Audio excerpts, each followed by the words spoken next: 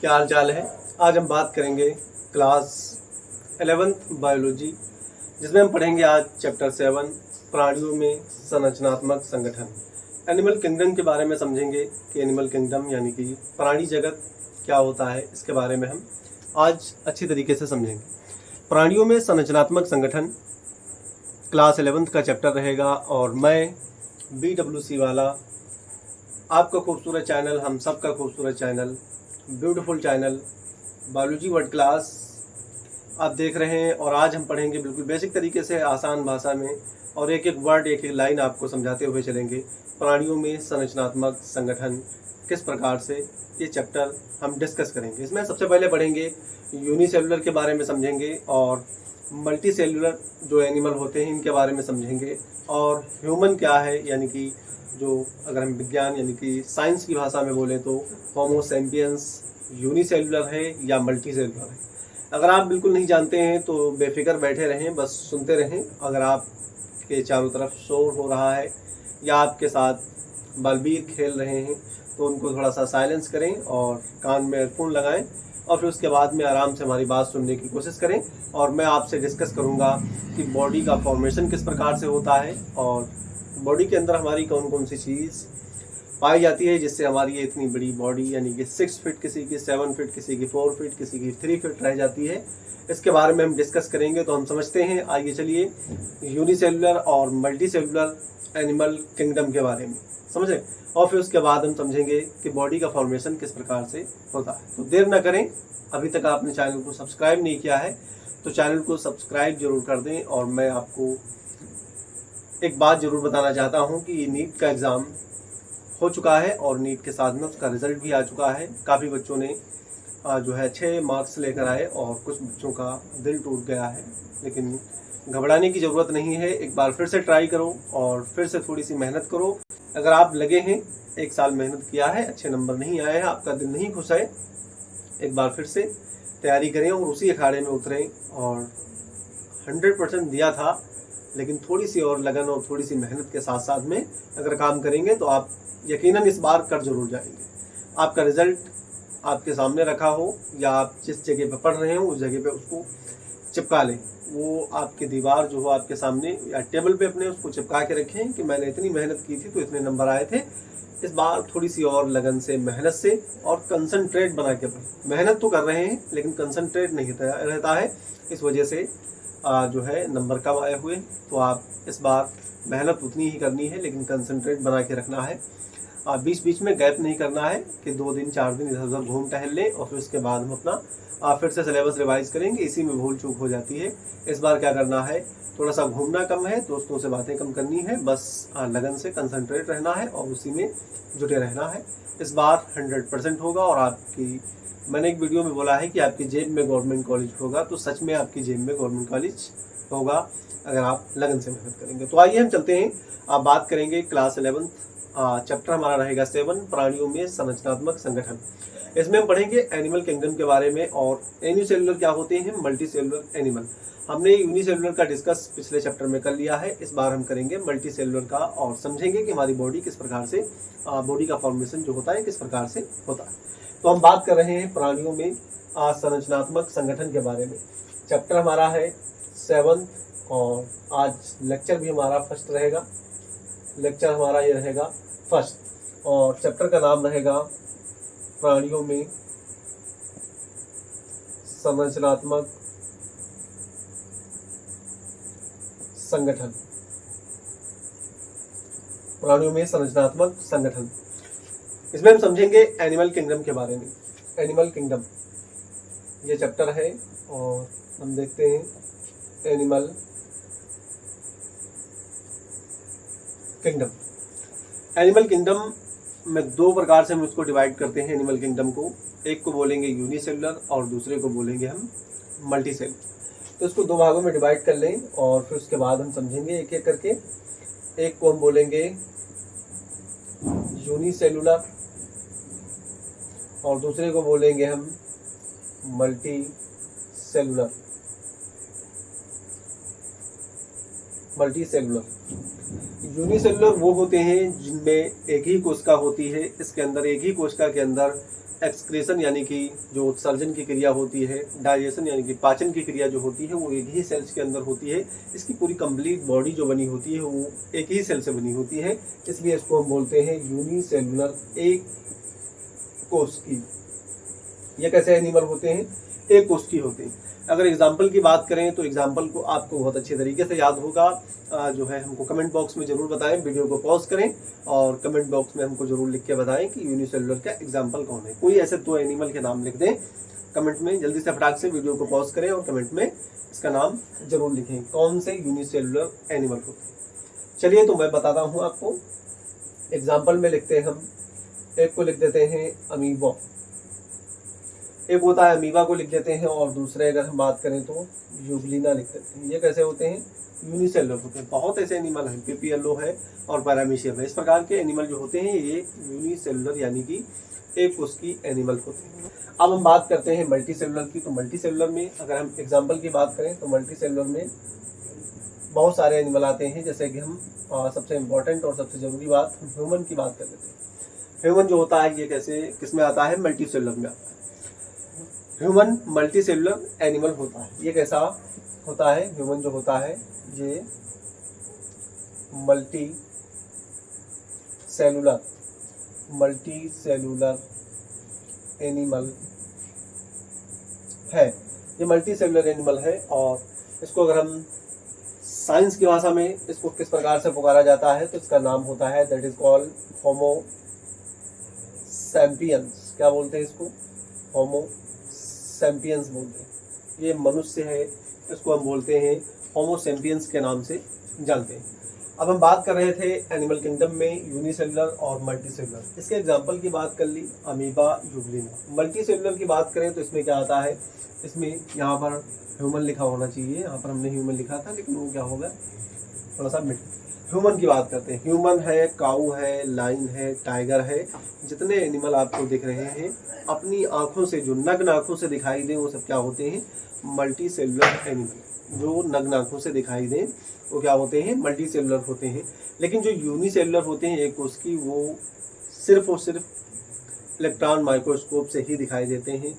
चाहे वो ये कोशिकीय सेल्स कोई भी हो, वो हम अपनी आंख से सुरक्षित नहीं देख सकते हैं, इसलिए क्या होते हैं उसको हम यूज करते हैं इलेक्ट्रॉन माइक्रोस्कोप को यूज करके, उसके साइज को बढ़ा करके उसमें देखा जा सकता है, इसलिए हम इलेक्ट्रॉन माइक्रोस्कोप को हम यूज करते हैं।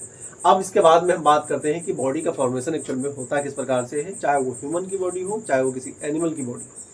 जितने भी प्राणी हैं इनकी बॉडी का जो है विकास या फॉर्मेशन किस प्रकार से होता है, ये जो बॉडी बिल्डिंग बनी होती है किस प्रकार से बनी होती है, कौन कौन सी ऐसी चीज़ें इसमें पाई जाती हैं, कौन कौन से ऐसे मटेरियल होते हैं जिस मटेरियल से हमारी body 6 feet 7 feet 5 foot 4 feet बन के तैयार होती है और ये इतनी स्ट्रॉन्ग और मजबूत होती है। इसके बारे में हम समझते हैं। बेसिक सी बात है, बहुत छोटे से शब्दों में हम समझाएंगे आपको। जैसे हम बात करें सेल्स, बहुत सारी सेल्स होती हैं हमारी बॉडी को जुट करके मिल करके वो आपस में कंबाइन होकर के टिश्यू बनाती हैं। जैसे आप देखे होंगे किसी का घर बन रहा हो आपके आस पड़ोस, तो आप देखते हैं कि वहाँ पर क्या होता है, सबसे पहले ईंटों का जो है इंतजाम होता है। ये जो भट्टे से ईंटें आती हैं इन ईंटों का इंतजाम होता है। ईंटें एक पास क्या होती हैं, चट्टा लगाया जाता है, एक पास इकट्ठा किया जाता है। उन्हीं सेल्स के बारे में जब एक ईंट को मान लेते हैं यहाँ पर हम सेल्स, और जब एक साथ में एक पास इकट्ठा होती है तो उसको हम मान लेते हैं टिश्यू मान लेते हैं।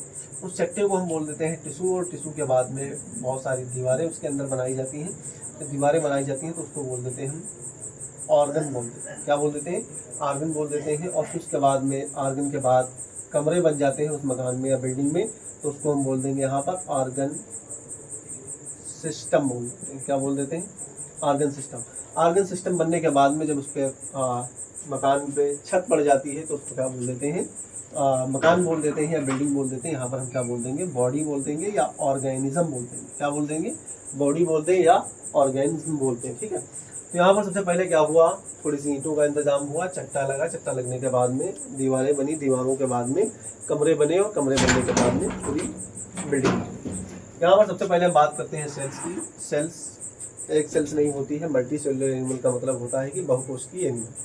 जो एक सेल से ज़्यादा सेल्स में बने हों उनको क्या बोलते हैं हम? मल्टी सेलुलर एनिमल बोलते हैं। एक सेल ना हो बल्कि उनकी बॉडी के अंदर बहुत सारी सेल्स हों, इसलिए उनको हम क्या बोलते हैं? मल्टी सेलुलर एनिमल बोलते हैं। सेल मतलब कोशिका, कोशिका के बाद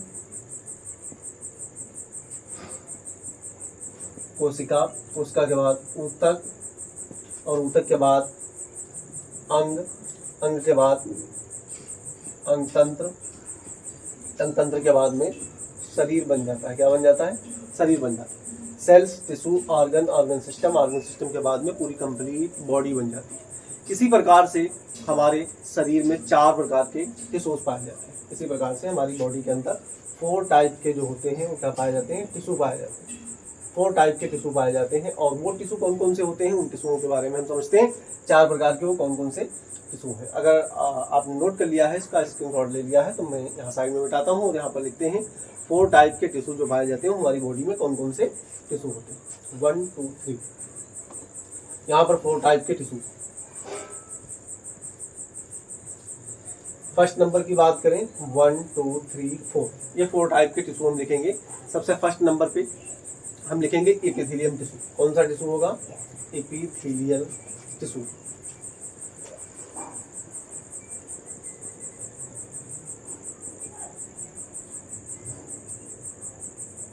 एपिथेलियम टिश्यू। दूसरे नंबर की बात करते हैं तो कनेक्टिव टिश्यू।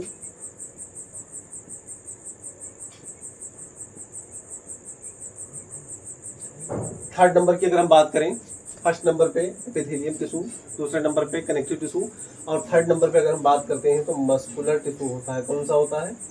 Muscular tissue. और फोर्थ नंबर की अगर हम बात करते हैं तो नर्वस टिश्यू होता है। कौन सा टिश्यू होता है?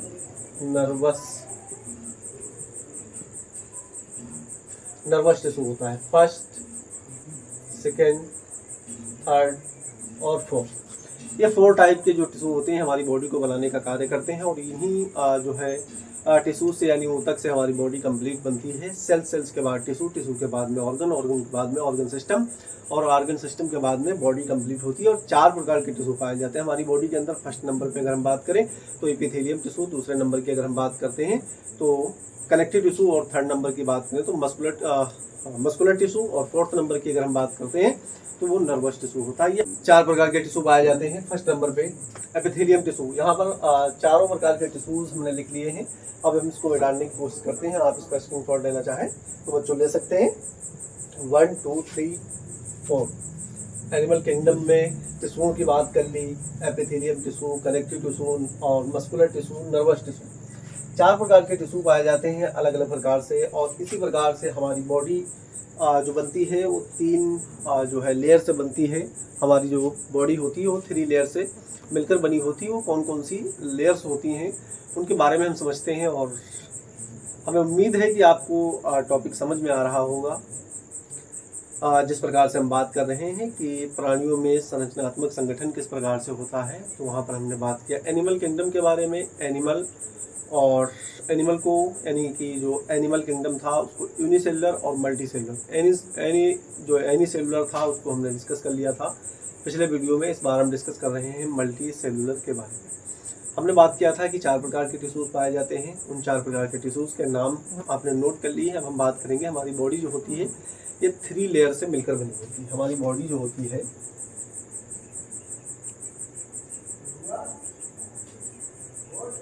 हमारी बॉडी 3 लेयर से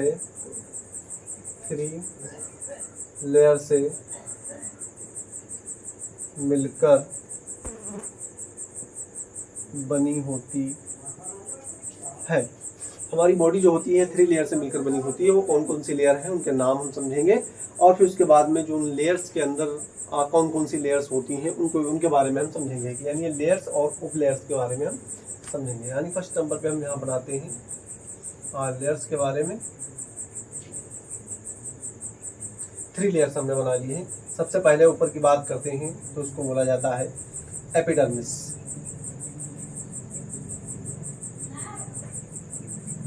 एपिडर्मिस। और दूसरी लेयर की बात करते हैं तो इसको बोलते हैं डर्मिस। और इसको बोले थर्ड नंबर की लेयर को हाइपोडर्मिस।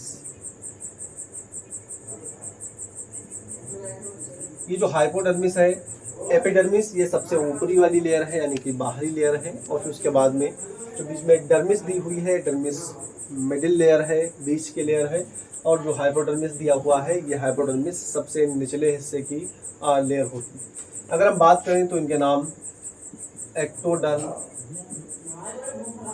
एक्टोडर्म और मीजोडर्म, और फिर उसके बाद में इंडोडर्म।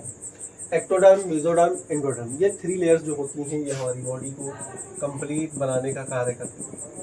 3 लेयर्स, एक्टोडर्म और मीजोडर्म, एंडोडर्म, एपिडर्मिस, डर्मिस और हाइपोडर्मिस। इनके बारे में हम समझेंगे। इसमें सबसे इम्पोर्टेंट बात यह है कि जो एपिडर्मिस है ये खुद जो होती है ये 5 उप लेयर से मिलकर बनी होती है। कितनी लेयर से? 5 उप लेयर से मिलकर बनी होती है। बड़ी इंटरेस्टिंग बात है कि ये जो ये लेयर्स जो होती हैं, जैसे मान लेते हैं त्वचा, स्किन की बाहरी जो परत है इसको बोलते हैं एक्टोडर्मिस। इसके बीच में जो त्वचा पाई जाती है, स्किन पाई जाती है, उसको बोलते हैं मीजो, और फिर उसके बाद में जो लास्ट में पाई जाती है यानी कि अंदर जो बिल्कुल पाई जाती है उसको बोलते हैं हम एंडोडर्मिस। लेकिन जो सबसे इम्पॉर्टेंट बात यह है कि जो ऊपर की लेयर होती है यानी फर्स्ट लेयर जिसको बोलते हैं एपिडर्मिस, ये खुद 5 उप लेयर से मिलकर बनी होती है। कितनी उप लेयर से? 5 उप लेयर से मिलकर बनी होती है। हम इसके बारे में समझते हैं कि कौन कौन सी वो लेयर्स होती है। एपिडर्मिस, यहाँ पर हेडिंग लिख लेते हैं एपिडर्मिस, और हम इसके बारे में बात करेंगे। एपिडर्मिस, ये कौन कौन सी 5 लेयर्स हैं? 1, 2, 3, 4, 5, पांचों लेयर्स के बारे में हम बात करेंगे कौन कौन सी होती हैं। स्ट्रेटम कॉर्नियम, सबसे पहली लेयर्स जो होती है उसको बोलते हैं स्ट्रेटम कॉर्नियम। स्ट्रेटम कॉर्नियम ये फर्स्ट लेयर है, उसको बोलते हैं स्ट्रेटम कॉर्नियम। ये जो होती है एपिडर्मिस की फर्स्ट लेयर होती है उसको बोलते हैं स्ट्रेटम कॉर्नियम। और फिर उसके बाद में स्ट्रेटम ल्यूसिडम, जो दूसरी लेयर होती है वो होती है स्ट्रेटम ल्यूसिडम। थर्ड नंबर की अगर हम बात करते हैं, इसी में एपिडर्मिस में जो थर्ड नंबर की लेयर्स होती है उसको बोलते हैं स्ट्रेटम ग्रेनुलसम। स्ट्रेटम ग्रेनुलसम। फोर्थ नंबर की अगर हम बात करते हैं, इसी में एपिडर्मिस में stratum spinosum. Stratum spinosum. 5 number की अगर हम बात करते हैं तो स्ट्रेटम बेसल। स्ट्रेटम बेसल बहुत ही इम्पोर्टेंट है। इससे सवाल 2024 में पूछा गया था कि जो एपिडर्मिस की सेकंड लेयर है उसका नाम क्या है, तो स्ट्रेटम ल्यूसिडम नाम था। इस प्रकार से क्वेश्चन नीट में पूछे जाते हैं। बोर्ड में इतने टफ क्वेश्चन नहीं पूछे जाते हैं, बल्कि ये जरूर पूछा जाता है कि हमारी बॉडी कौन कौन सी लेयर से मिलकर बनी होती है। तो 3 लेयर्स होती हैं। एक कौन सी होती है? एपिडर्मिस, डर्मिस और हाइपोडर्मिस, जिसको बोलते हैं एक्टोडर्म, मेसोडर्म, एंडोडर्म। इस प्रकार से ये एपिडर्मिस की 5 लेयर्स हैं। इसका स्क्रीनशॉट चाहे लेना चाहे तो ले सकते हैं, अगर न लेना चाहे तो उसको नोट कर लें। वीडियो को पॉज करें और उसको नोट करें और इसको 1-2 बार पढ़ेंगे, याद हो जाएगी। Stratum corneum, stratum lucidum, stratum granulosum और स्ट्रेटम स्पाइनोसम और स्ट्रेटम बेसल, ये 5 लेयर्स होती हैं। फिर उसके बाद हम बात करते हैं डर्मिस। डर्मिस खुद से उप लेयर से बनी होती है, यानी कि 2 उप लेयर होती है। जो डर्मिस है ये इसके अंदर 2 उप लेयर्स होती हैं, उनके नाम समझेंगे। डर्मिस की बात करते हैं तो यहाँ पर हम लिखते हैं डर्मिस। इसमें कौन कौन सी 2 उप लेयर हैं, यहाँ पर हम लिख देते हैं डर्मिस, और ये कौन सी है? एपिडर्मिस। डर्मिस की अगर हम बात करते हैं तो पैपिलरी लेयर होती है और दूसरी होती है नेट लाइक लेयर होती है। एक होती है पैपिलरी लेयर और दूसरी होती है नेट लाइक लेयर। ये 2 लेयर्स होती हैं, इसकी उप लेयर्स होती हैं। और फिर उसके बाद में जो सबसे गहरी और जो सबसे निचली परत होती है उसको बोलते हैं हाइपोडर्मिस। तो हाइपोडर्मिस के बारे में अगर हम बात करें तो यहीं पर हम लिख देते हैं हाइपोडर्मिस के बारे में।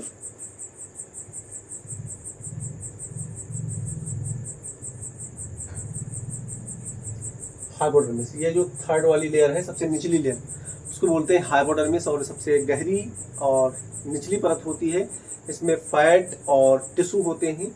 इसमें क्या क्या पाया जाता है? ये फैट और टिश्यू इसमें होते हैं और ये इंसुलेशन और एनर्जी को जो है स्टोर करके रखती है।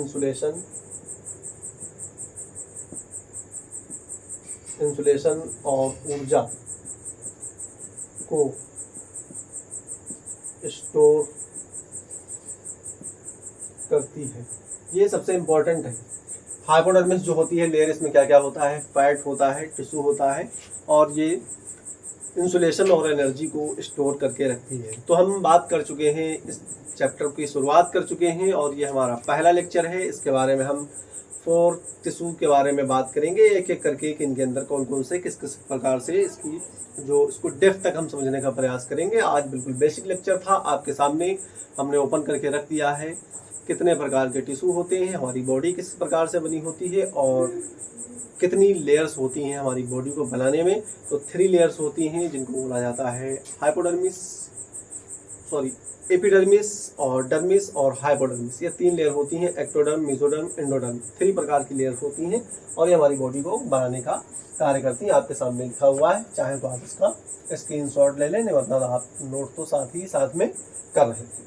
अब हम बात करेंगे, नेक्स्ट लेक्चर में मिलते हैं। और आपका खूबसूरत चैनल, हम सबका खूबसूरत चैनल यानी कि beautiful channel biology world class, और मैं BWC वाला आपके साथ आपके क्लास 11th क्लास 12th की बायोलॉजी और फिजिक्स केमिस्ट्री आपको नीट यानी डॉक्टर की जर्नी तक ले जाने का कार्य मैं पूर्ण अनुभव और निर्णय से कह रहा हूं कि आपको आपकी मंजिल तक पहुंचाने का मैं वादा करता हूं। मिलता हूं नेक्स्ट वीडियो में। पढ़ाई करते रहें और घूमना टहलना बंद कर दें, बस अपने फोकस पे, अपने स्ट्रगल पे ध्यान दें और अपना गोल सेट करें, पढ़ाई करते रहें। मिलता हूँ नेक्स्ट वीडियो में। All the best.